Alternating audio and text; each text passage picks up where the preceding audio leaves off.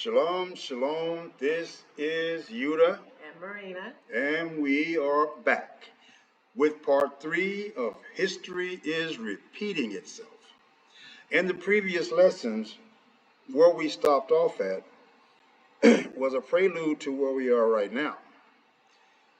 But before we get started, I want to explain something to everybody that's listening for the sake of clear understanding. We all know that books were removed from the original collection. We all know that they have hid most of the information from us. And the reason they did it was because the information in those books carry power, which is power they do not want us to have. So, in the efforts of them hiding these books, this information, they also made it hard to find by simply not putting the original title of these books. So if you stumble upon this information on your search online, you will most likely steer yourself away from it because to you, it's a random text. But these require a lot of search because everything that you read in the Torah or any of the books, it's not always the way it seems. And this is one of the biggest problems we experience when we study our book. You have to understand, this is the reason you have to dig, because if you read a certain paragraph and just skip on along, you'll leave with a lack of understanding. So you've got to take time to dig into this. If you see a flower above the ground, I guarantee you, if you dig beneath the ground, you'll find the root. And that's what we do. So you have a lot of people out there that will mock and scoff you because of information like this that we're bringing. But here's the thing. We know what we read. We understand because we take the time out to look through the information. We compare the scriptures. Some of what you are going to hear tonight is going to sound far-fetched. This is the reason that we take the time out to break it down so that you can realize it's not the way it seems. There's a part that we're going to come up on here pretty soon that's going to leave you disturbed unless we explain to you what's really going on. So with that being said, let's get started. Part 3 of History is Repeating Itself. This is Noah speaking. The Creator will bring a flood upon you. This is the sinners replying. What sort of flood? Now, this is the sinner speaking. This is the Nephilim and all the contaminated DNA people on the earth at that time. This is their response. What sort of flood? If he sends a fire flood against what we know how to protect ourselves. They're thinking that if he sends a fire, we know how to protect ourselves. If it is a flood of waters, then if the waters bubble up from the earth, we will cover them with iron rods. And if they descend from above, we know a remedy against that too. Then this is what Noah said. The waters will ooze out from under your feet, and you will not be able to ward them off. Partly they persisted in their obduracy of heart, because Noah had made known to them that the flood would not descend so long as the pious Methuselah sojourned among them. In other words, as long as Methuselah was living, they would not see this flood. So Methuselah had to die for this to transpire. The period of 120 years, y'all are, I'm sure you're familiar with that, a period of 120 years, which the Creator had appointed as the term of their probation having expired. They were on a probationary period. They had 120 years to get their act together or else. Methuselah died. Uh-oh. But out of regard for the memory of this pious, now this word pious means a godly man, a man who took the scriptures to heart, the statutes, the commandments, all of this man admired, he respected. So the memory of this pious man, the Creator gave them another week's respite, the week of mourning for Methuselah. They had a week on top of the 120 years. So now we're looking at 120 years plus a week. During this time of grace, the laws of nature were suspended. Check this out. The laws of nature were suspended. The sun rose in the west and it set in the east. Ain't that something that would scare the pants off of you? To the sinners, the Creator gave the dainties, which is delicacies, food, certain types of pleasurable foods that you have. These are your dainties that await man in the future world for the purpose of showing them what they were missing out on. And the word used here is forfeiting. But all this proved unveiling. They ignored all of that. And Methuselah and the other pious men, all the other godly men of the generation having departed this life, all the good men were laid to sleep. They were not going to have to deal with this. That was the grace of the Creator. He moved them out of the way so they wouldn't have to deal with this. But all this proved unveiling, and Methuselah and the other pious men of the generation, having departed this life, the Creator brought the deluge upon the earth. Next, the holy book. Great wisdom was needed for building the ark. Now, I want y'all to really, we're going to break it down so y'all get a good understanding, but I want you to listen to the words and what's being said. Great wisdom was needed for building the ark. Hear me. Great wisdom. This is suggesting Noah didn't have this ability.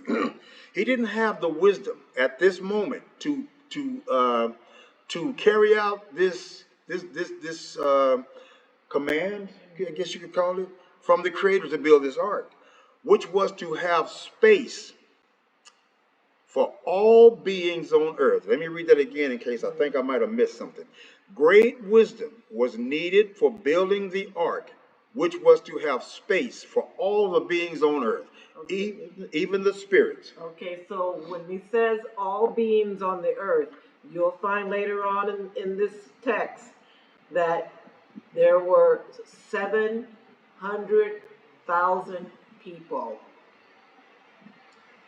Okay. 700,000 people. You'll see that later on. Okay, so Noah acquired the necessary wisdom from the book. Now, this book, we're going to have to break that down for you because this is a book. This book existed during the time of Adam, and it was passed down. At one time, it was thrown into the sea. We'll get to that. But it was passed down all the way to Solomon, which means it went through Moses, Aaron, and all the other chosen people that were carrying messages from the Creator. It was a real book, and it should be existed today. Yeah. That book carries some powerful information, which gave Israel power. The power these people today don't want us to get back. This is why they removed these books. So Noah acquired the necessary wisdom from the book given to Adam by the angel Raziel, in which all celestial and all earthly knowledge is recorded. Do y'all hear what I'm saying? It was recorded. That means it is not a fable. It is not pseudepigrapha. It is a real book. And we are supposed to have that book today.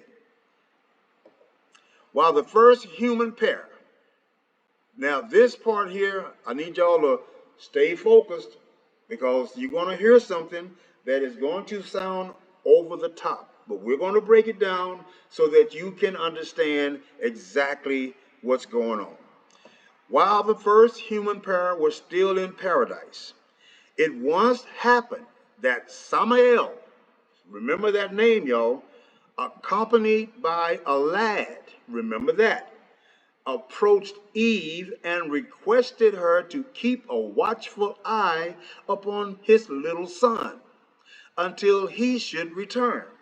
Now, this is Samael asking Eve to do him a favor.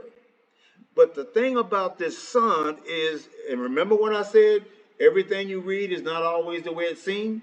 This is one of those things. This is not the way it sounds. Okay, where was I? Approached Eve and requested her to keep a watchful eye upon his little son until he should return. Eve gave him the promise. When Adam came back from a walk in paradise, he found a howling, screaming child with Eve, who, in reply to his question, told him it was Samael's. Adam was annoyed, and his annoyance grew as the boy cried and screamed more and more violently. In his vexation, he dealt the little one a blow that killed him. But the corpse did not cease to wail and weep, nor did it cease when Adam cut it up into bits to rid himself of this plague. Adam cooked the remains, and he and Eve ate them. Now, I'm going to stop right here because I want to break this down so you can understand as we go. And this is what's lacking in most teachers when they call themselves teaching. First of all, y'all remember the scene in the Garden of Eden when Eve supposedly ate from the tree of knowledge and wisdom? Was that what it was, knowledge and wisdom? Knowledge and... But y'all know what I'm talking about. This is what I want y'all to see what's happening here. You see, we were taught that Eve ate from the tree of knowledge, all right? And also had Adam, her husband, eat. But if you pay close attention, we'll find out that story was misconstrued. So let me go back and show you bit by bit or step by step. So Adam was annoyed, and his annoyance grew as the boy cried and screamed more and more violently. In his vexation, he dealt the little one a blow that killed him. Who was this son? Who was this little boy? Because just a little bit further down, it says Adam cooked the remains, and he and Eve ate them. Now, this is just before the fall. First of all, Samael is Lucifer. We found that out by research. He's going by more than one name. Lucifer was that tree of knowledge. The sun was the knowledge. And Eve and her husband Adam ate from that tree. There was no apples, no pomegranates. This was the knowledge that Samael left with Eve. And if you notice, he left it with Eve, not Adam. So in the garden, we see Eve was tempted and seduced by the serpent, and she ate of the tree, ate of the fruit of the tree. Here we are right here, y'all. This is what they did not want us to know. Adam cooked the remains, and he and Eve ate them. Scarcely had they finished when Samael, Lucifer, appeared and demanded his son. The two malefactors tried to deny everything. They pretended they had no knowledge of his son. But Samael said to them, "What? You dare tell lies? And the Creator in times to come will give Israel, remember Israel don't exist yet, will give Israel the Torah, not New Testament, the Torah, in which it is said, keep thee far from a false word. Don't tell lies. This is Samuel preaching to the choir. All right? He's the one that instigated this whole thing, and now he's trying to make Adam and Eve feel guilty. Okay, this is another perspective. The angels were made to live in heaven forever. And God made Adam to live on earth in paradise forever. The angels were supposed to watch over Adam and make sure everything was good, that they were taken care of. But they didn't like the fact that they had to bow to a flesh. Little old man. That's dumb. To them, it was dumb. And they had to bow down to him because God made Adam dominion over everything on the earth, the animals and everything. So they didn't like that. They had to figure out how to prove to the Creator that Adam and Eve were no better than they were. So they brought in a demon that would infiltrate their hearts. And this is how it came about. And y'all remember in the previous lesson when I got to the part where the angels pleaded with the Creator, let us go down, let us have the dominion over the earth. We can handle that. And the Creator said no twice. I don't know if y'all remember that in the previous lesson. And the angel said, but we have this power. We can go down and sanctify your name. And the Creator told them that you will not be able to withstand the wickedness and you will become just like them. So at the end, he said, okay, go on down, but just watch him. That's all you're supposed to do. And they did a lot more than that. So while they were speaking thus, suddenly the voice of the slain lad that Adam and Eve ate, which was the knowledge, was heard proceeding from the heart of Adam and Eve. And it addressed these words to Samael, go hence, I have penetrated to the heart of Adam and the heart of Eve, and never again shall I quit their hearts, nor the hearts of their children or their children's children, until the end of all generations. Let me tell you what that means. The evil had entered into man, which brought death right along with it. That's what entered into the heart of Adam and Eve. It wasn't like the Garden of Eden that we were told. This is how it went down. That instant between Adam and Eve, they allowed death and sin into their hearts. And therefore, it transferred all the way down to us. That's what happened. And the first instance was Cain killing. Yeah, that's right. The first instance that bear fruit to this proof is when Cain killed his brother Abel. So, moving on. Samael departed, but Adam was sore grieved. I wonder why. And he put on sackcloth because he recognized what he had done, and ashes, and he fasted many, many days until the Creator appeared unto him and said, my son. What? What did he call Adam? My son. Where is Jesus? Where is Jesus? Until the Creator appeared unto him and said, my son, have no fear of Samael.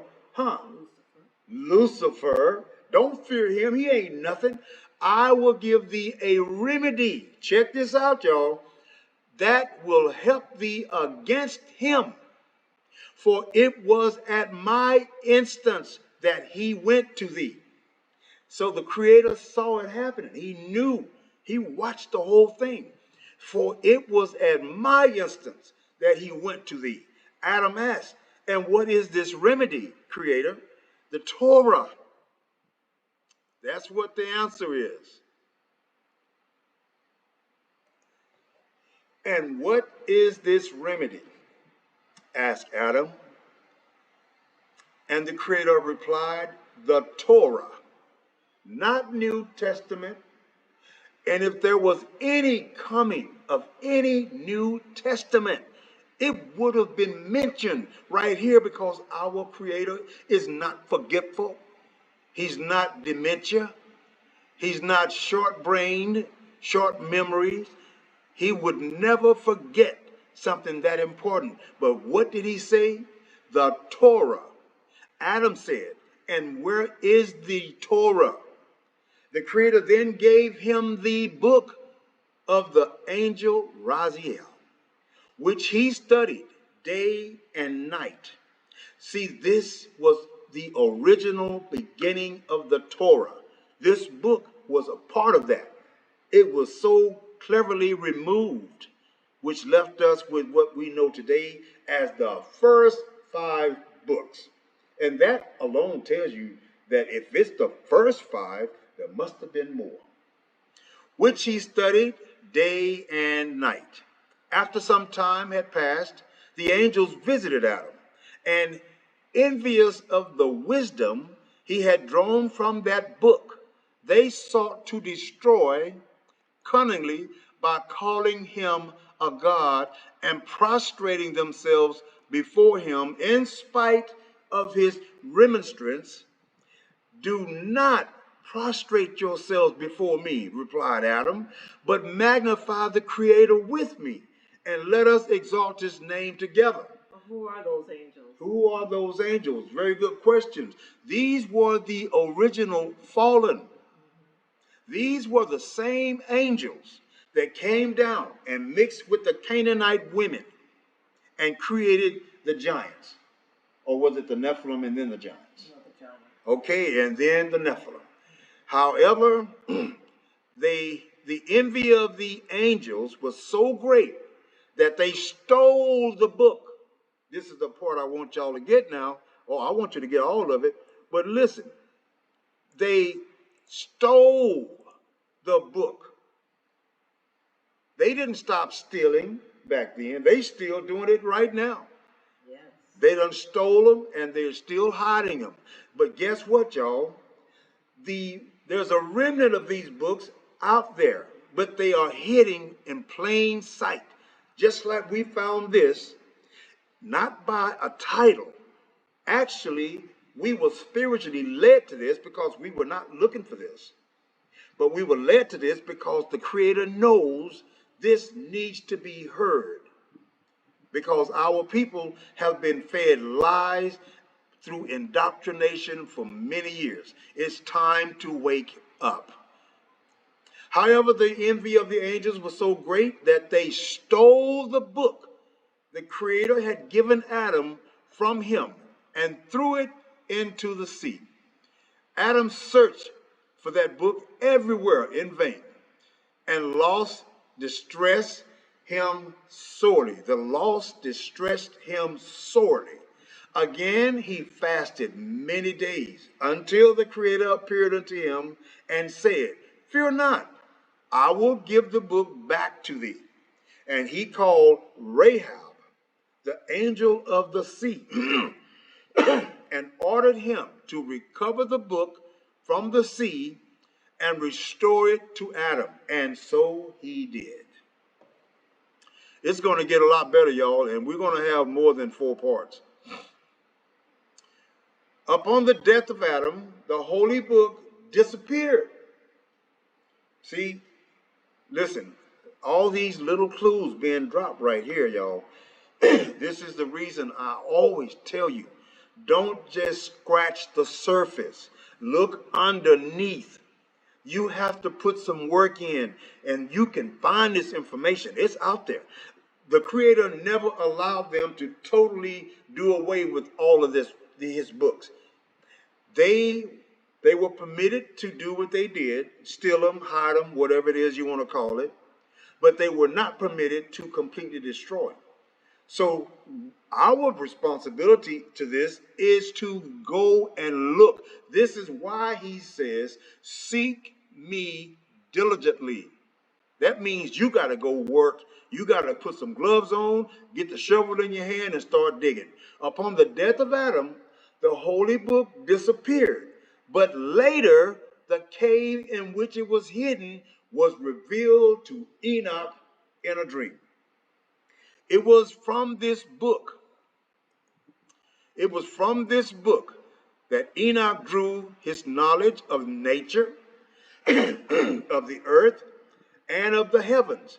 And he became so wise through it that his wisdom exceeded the wisdom of Adam.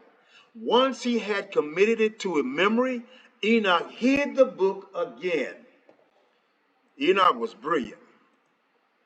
Now, when the Creator resolved upon bringing the flood upon the earth, he sent the archangel Raphael to Noah. Listen close, y'all. As the bearer of the following message. I give thee herewith the holy book. He gave that book to Noah. So this book was still circulating. It was in the possession of Noah. I give thee herewith the holy book, that all the secrets and mysteries written therein may be made manifest unto thee, and that thou mayest know how to fulfill its injunction in holiness, purity, modesty, and humbleness. And not to use it for evil. Yes, thou wilt learn from it how, listen, thou wilt learn from it how to build an ark. Noah used that book. That's how he knew how to build that ark. To build something of that magnitude, Noah needed a great amount of wisdom, which he didn't have.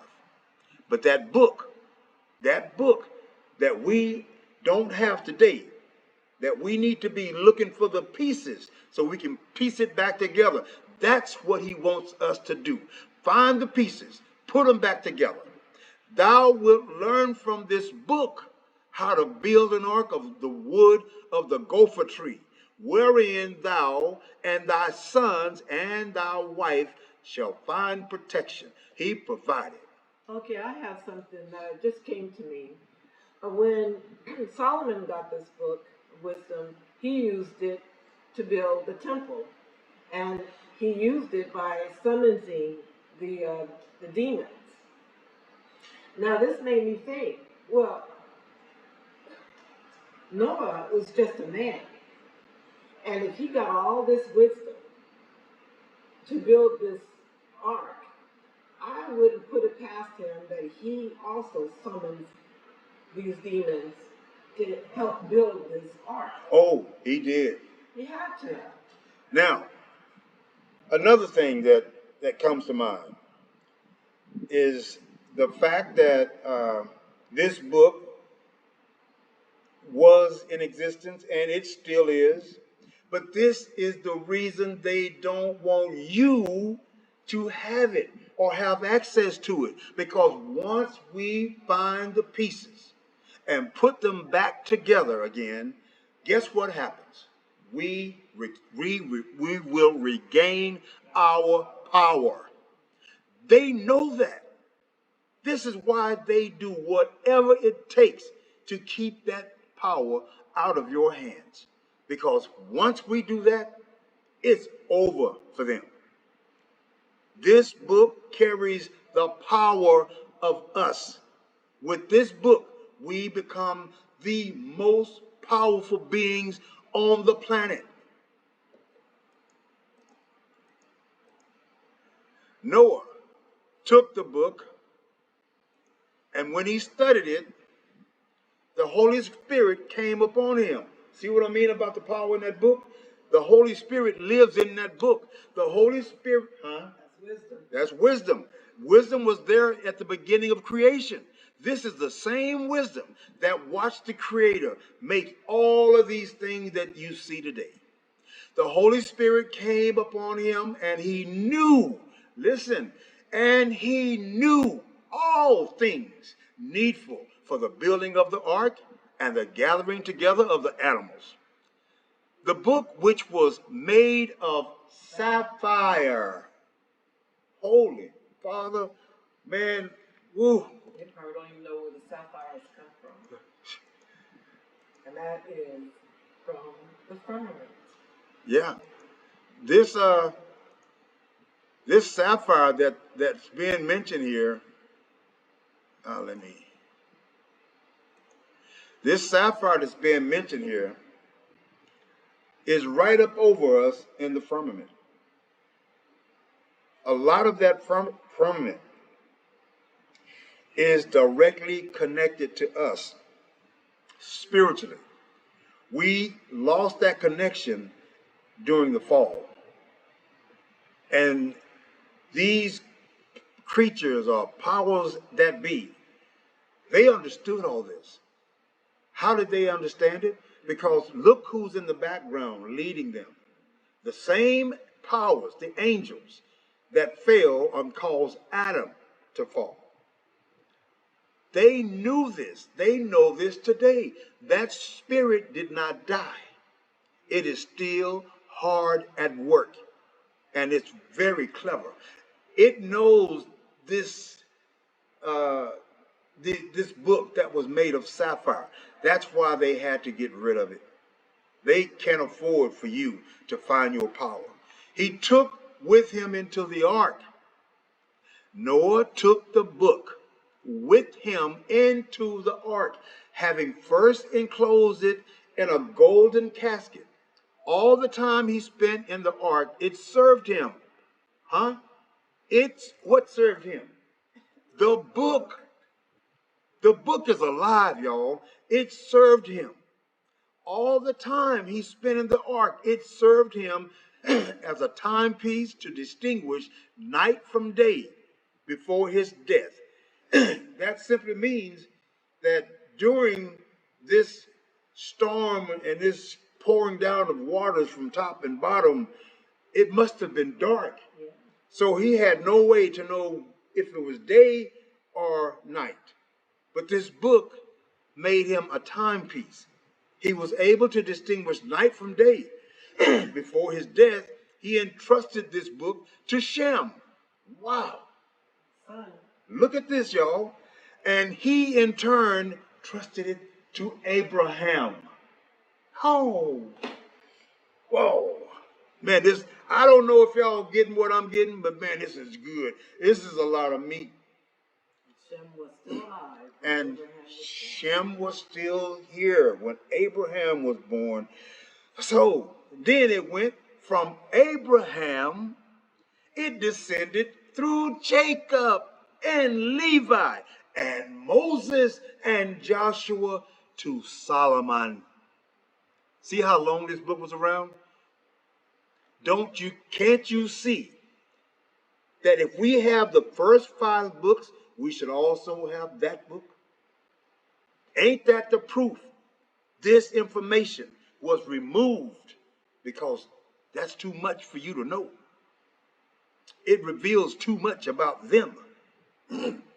Solomon, it ended up with Solomon, who learned all his wisdom from it and his skill in the healing art. Once upon a time, we could heal each other from any sickness, any disease, any ailment.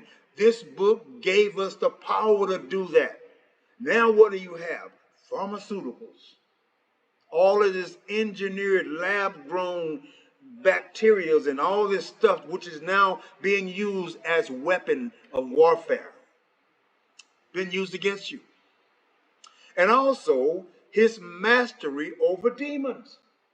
So you wonder, how was Solomon able to control the demons? It was because of that book. We're going to do a lesson in the near future on the Testament of Solomon. And most people think that's another pseudepigrapha. Y'all, wake up, please.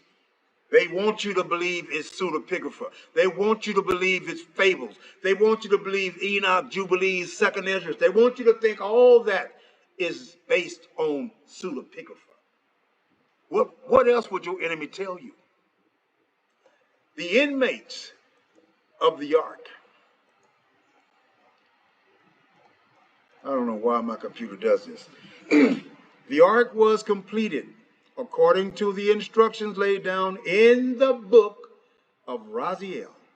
Noah's next task was gathering in the animals, no less than 32 species of birds, 365 of reptiles he had to take along with him.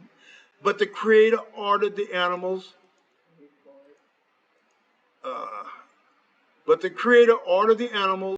to repair or report to the ark, and they trooped there, and Noah did not have to do so much as stretch out a finger. Indeed, more appeared than were required to come, and the Creator instructed him to sit at the door of the ark and note which of the animals lay down as they reached the entrance and which of them stood up. The former belonged in the ark, which means those that lay down were the ones to go in the ark. Those that stood up were to be left. But not, the former belonged in the ark, but not the later. Taking up his post as he had been commanded, Noah observed a lioness with her 2 cubs. All 3 beasts crouched, but the 2 young ones began to struggle with the mother, and she rose and stood up next to them. Then Noah led the two cubs into the ark. The wild beasts and the cattle and the birds, which were not accepted, remained standing about the ark all of the 7 days. For the assembling of the animals happened 1 week before the flood began to descend. And that was that 1 week that they were supposed to mourn for Methuselah. That was a week given to mourn for Methuselah. So this is the reason, y'all, that we always stress that you guys learn how to study. Don't be afraid to investigate what somehow may look like random fable stories. Like it was said that we should be careful how we treat people, because some have entertained angels and didn't know it. Some of you have read something that was what you were supposed to know, and because it was so far from what you've been taught, you dismissed it. Be careful, y'all. You don't have to accept everything you read, but investigate. And if it makes sense, now when I say if it makes sense, I mean line it up with scriptures that you do have. If these things fit like a glove or a piece of a puzzle, you need to acknowledge there is something to this. So then you should do more investigation. So, about the ark, all of the 7 days for the assembling of the animals happened 1 week before the flood began to descend.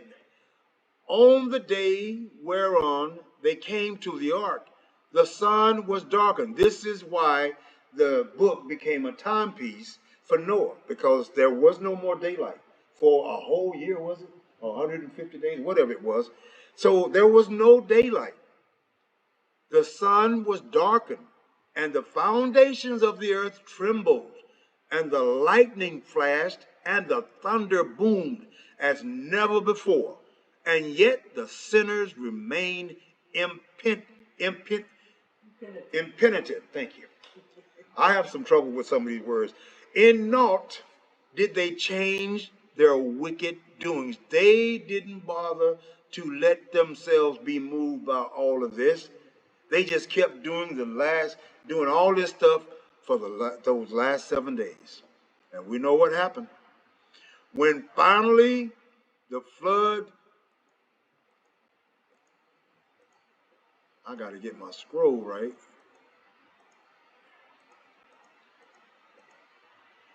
When finally the flood broke loose, 700,000, my wife mentioned this a few minutes ago, finally the flood broke loose.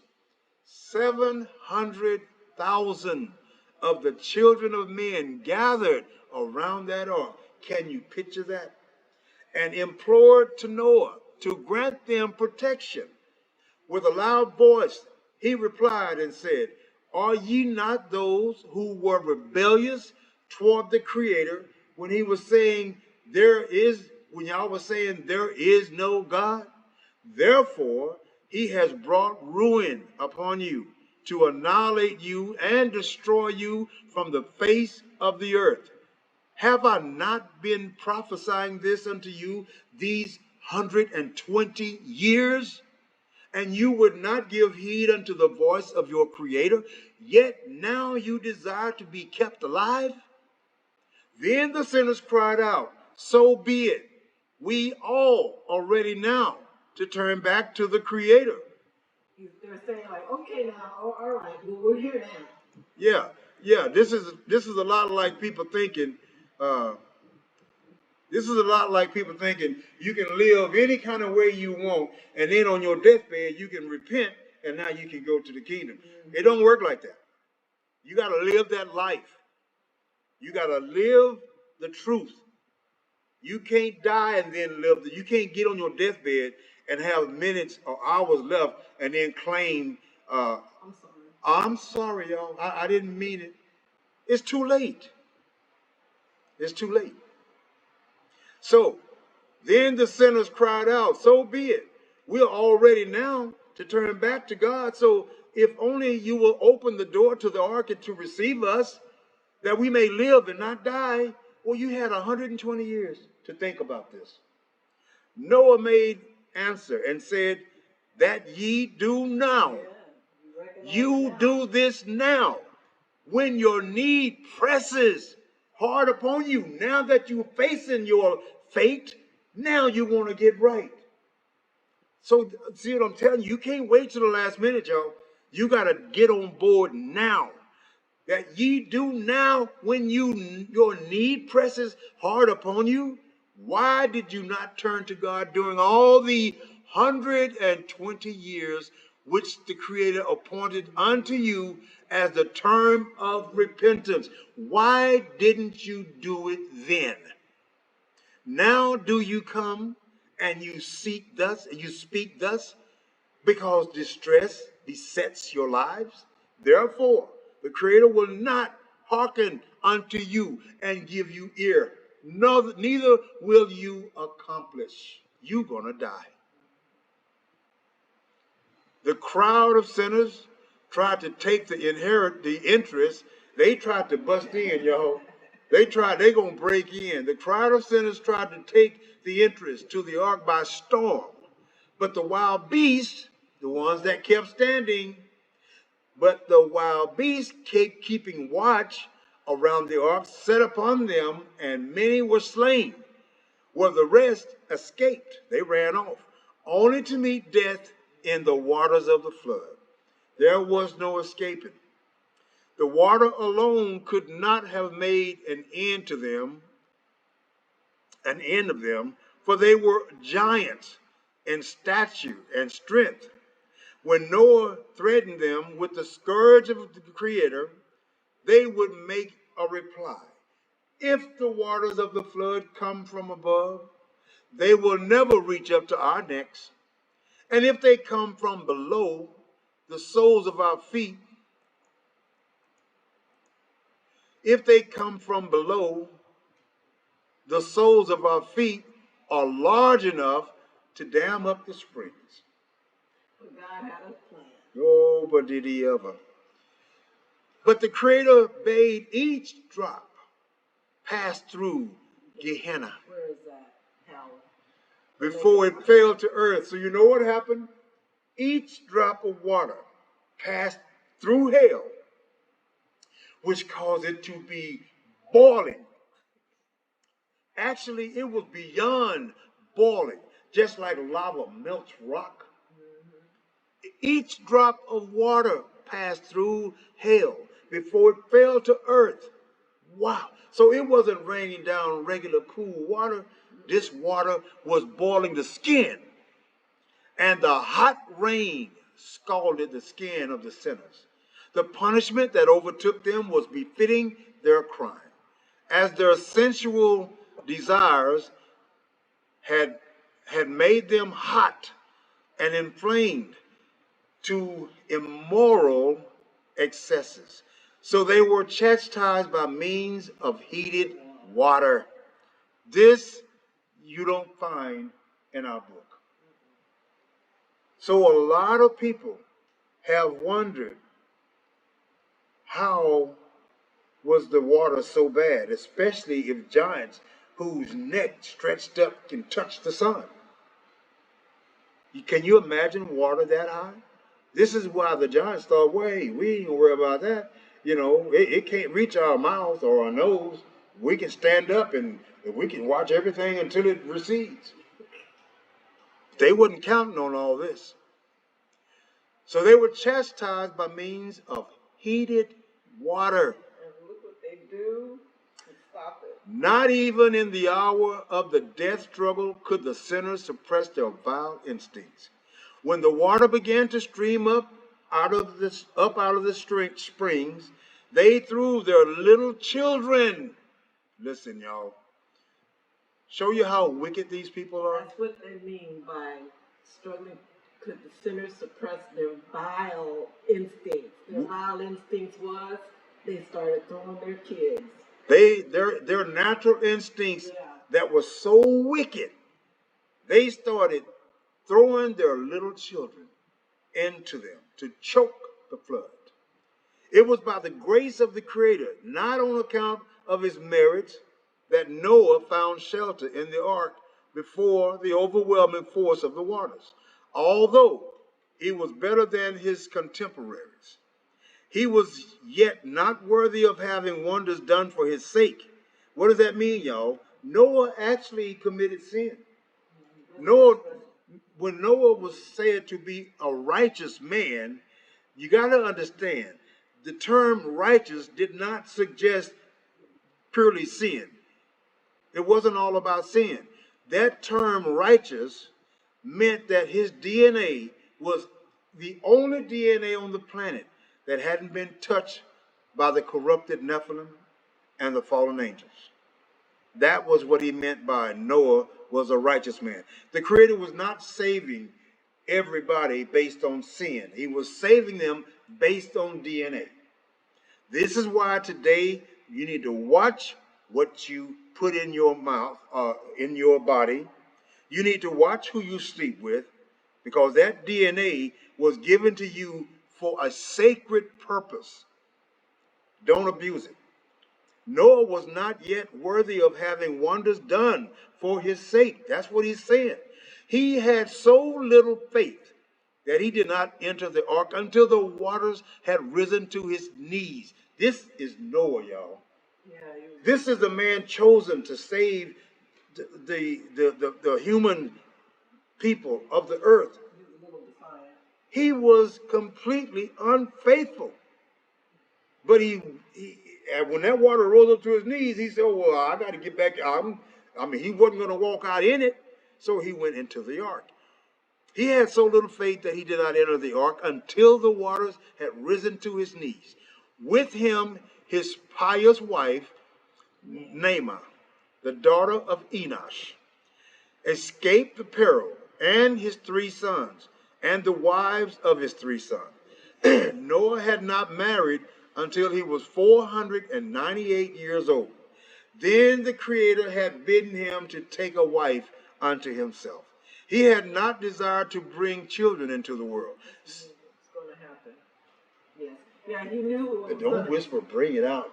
He knew what was going to happen. That's why he didn't want to have children in the world. So now it explains, this is explaining why after he built the ark. He had not desired to bring children into the world, seeing that they would all have to perish in the flood. And he had only 3 sons born unto him shortly before the deluge came.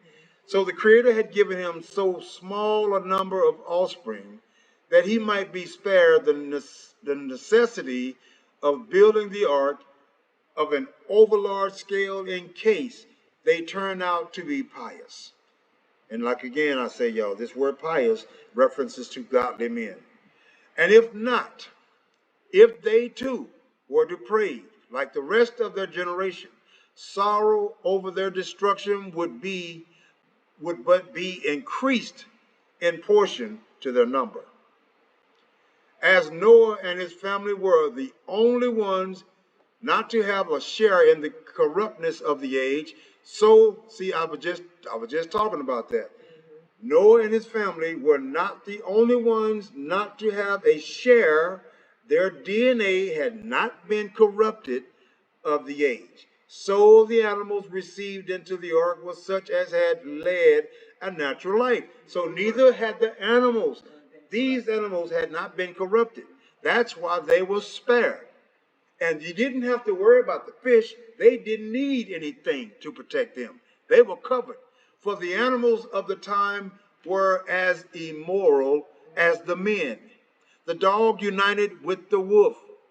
What is that? Is that not a cross DNA? Yeah. The dog united with the wolf, the cock with the peafowl, and many others paid no heed to sexual purity. Now, I want to say something about this cock with the peafowl. A lot of people today believe, oh, chicken is unclean. If the cock was mixed with a peafowl, yes, it is unclean. But that's up to you to try to figure out the DNA of the chicken that you choose to eat. You do not eat any chickens that's bred with a red fowl rooster. That's a peafowl. I did a lesson on that some time ago. I'm not going to get into details. But chicken is clean. I don't care what these so-called teachers who need some teaching, so I don't care what they say. Chicken is clean. Those that were saved were such as had kept themselves untainted. The fact that the cock is mentioned proves he existed. He was edible, as long as he wasn't crossbred with a peafowl. Before the flood, the number of unclean animals had been greater than the number of the clean. Afterward, the ratio was reversed, because while 7 pairs of clean animals were preserved in the ark, but 2 pairs of the unclean were preserved. One animal, the reed, Noah could not take into the ark on account of its huge size. And I want to say it's the elephant, but I looked it up, and it's a different kind of animal, like a unicorn. So because of its huge size, it could not find room for this animal inside the ark. So Noah therefore tied it to the ark, and it ran on behind. Also, he could not make space for the giant Og, the king of Bashan. I don't know if y'all familiar with King Og, but yeah, King Og was also riding on this ark. The king of Bashan, he sat on top of the ark. Can you imagine a giant? That ark had to be big. Yeah. Noah, he sat on top of the ark securely. And in this way, he escaped the flood of waters. Noah doled out his food to him daily through a hole, because Og had promised that he and his descendants would serve him as slaves in perpetuity. This is the reason that hot water did not affect them, just like it didn't affect the fish, because he made a promise that he kept to serve Noah and his descendants. Okay? That explains why he could sit on top as this water poured down and it didn't affect him. Two creatures of a most peculiar kind also refuge in the ark. Found refuge in the ark. I'm sorry. Two creatures of most peculiar kind also found refuge in the ark. Among the beings that came to Noah, there was falsehood. Y'all listen. There was falsehood asking for shelter. Now, who is falsehood? Nobody ever told me about falsehood. What is falsehood? Who is falsehood? He was denied admission. So he's somebody because he had no companion. Uh-oh. And Noah was taking in animals only by pairs. So that makes me think that he was an animal. But it was an animal of a spirit. Of a spirit, yeah. Because Noah was only taking in animals by pairs. So for him to mention the animals only being taken by pairs after the request of falsehood asking for shelter, it could only mean falsehood must have been some kind of creature. But we'll go further. We'll look. Falsehood went off to seek a partner, and he met misfortune. Now, I know this can sound a little over the top, y'all, but this is information that we lack access to. And yes, it does sound over the top because we've been indoctrinated to information that we're privy to today, which is totally unlike this. So when we see and hear and read this, it seems a little unlikely. But trust me on this. This is real. You got to understand something. We are spiritual beings. We deal with a spiritual father who has the capability of doing every single thing. And everything and person and being that you hear now came from him. So yeah, falsehood did exist, and so did misfortune. So let me get. Falsehood went off to seek a partner, and he met misfortune, whom he associated himself with, on the condition that she might appropriate what falsehood earned. So everything falsehood earned, misfortune was going to take. The pair were then accepted into the ark. All of this was left out of our books, y'all. All of this. They gave us just enough to keep us hooked, but not enough for us to reel in the big catch. Give us a fairy tale off of truth. Yeah. So the pair were then accepted in the ark. When they left it, falsehood noticed that whatever he gathered together disappeared all at once, and he betook himself to his companion to seek an explanation. Then she gave him in the following words: "Did we not agree to the condition that I might take what you earn?" And falsehood had to depart empty-handed. Now, our next part to this reading is the flood. That will be part 4. So we are at the end of part 3. And part 4 is going to be just as juicy, if not more. Listen, we're not reading you fables. We're reading you what was taken away from you in the beginning. This was lost long ago. And when I say lost, I don't mean lost such as, oops, I dropped something, I can't find it. It was taken away from you. What we are discovering now is pieces of the puzzle that lead us to our power. I'm seeking for that power. And I hope that each and every one of you will join us in our search. Shalom. Shalom.